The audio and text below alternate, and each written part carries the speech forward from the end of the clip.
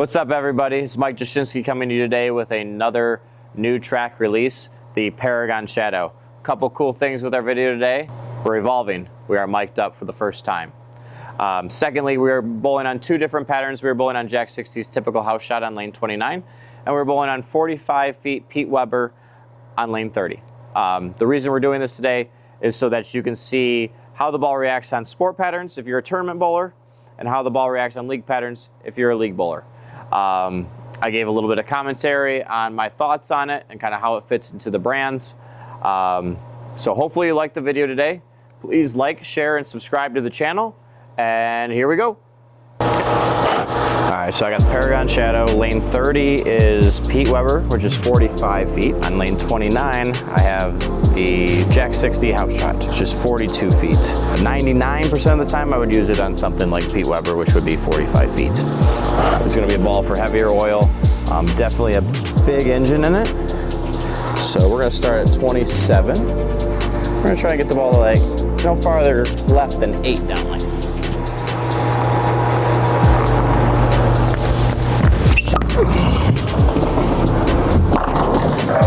Perfect. So this ball's got a big engine in it. I really like how it reads the lane, front to back. Definitely has a decent bit of continuation at the end of the pattern. Ideally, I'd like something a little bit slower on the fresh. This would be something, if I was following a lefty, that I would throw.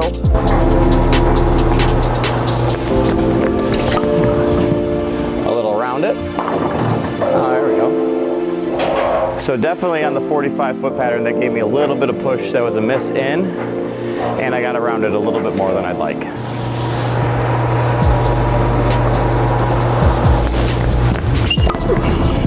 Get around it a little bit.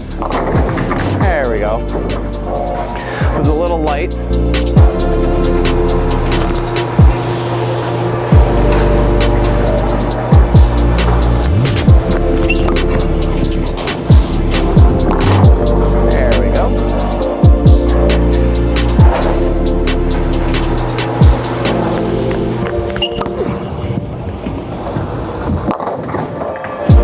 Pretty good.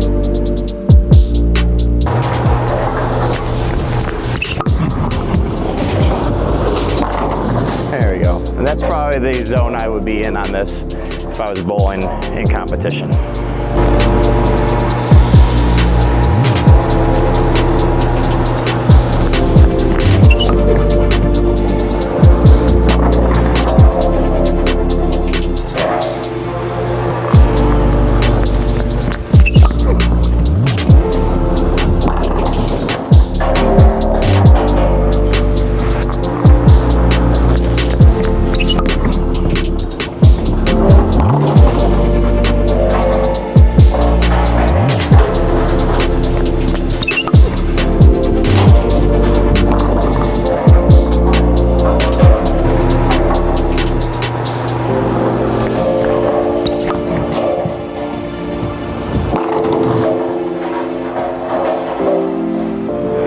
You saw all the videos done on the 45-foot Weber pattern. Now these shots will be taken on Jachcinski's house shot, and like I said before, it's 42 feet, plenty of friction out there. So we're gonna get in and curve them and see what happens. We're gonna try and start at 30 with my feet. Get a little steeper because we're gonna wanna bounce it off a 7.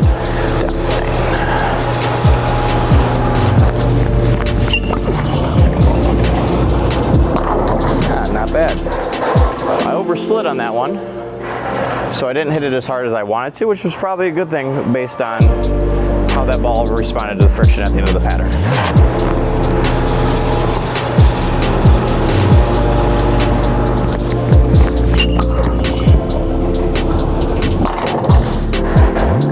There we go.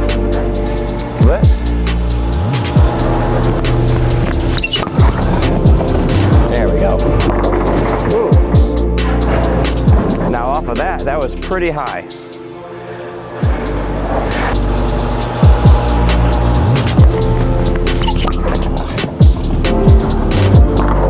There we go.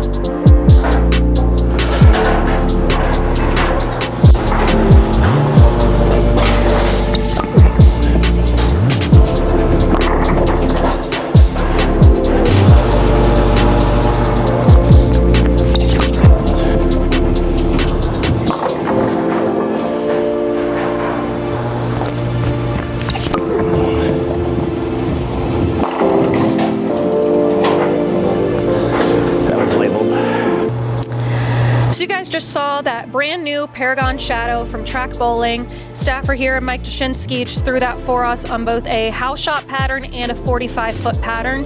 So Mike, can you tell us what you saw with the ball and some differences maybe on that house shot as well as that longer, heavier oil pattern? Between the house shot here and the 45-foot sport shot is just the overall volume of the pattern. The Paragon Shadow definitely got down lane a little easier when there was more volume, a little bit more length. The house shot here at Jachcinski is 42 feet, but it really forced me way right. I'm left-handed, so the joke is always big dot, big arrow. Well, I was standing 40 and still getting the ball to recover pretty well on the house shot to where I got into 25 to 30 on the 45-foot pattern and was able to make it work in there. So we saw that ball, like you said, on that shorter volume, shorter length, and it definitely gets through the pins a bit more and can, you know, get in trouble with the head pin a little bit. But as we saw on that 45-foot pattern, this ball has no problem getting through that higher volume, and this cover and core allows it to track through that a bit better.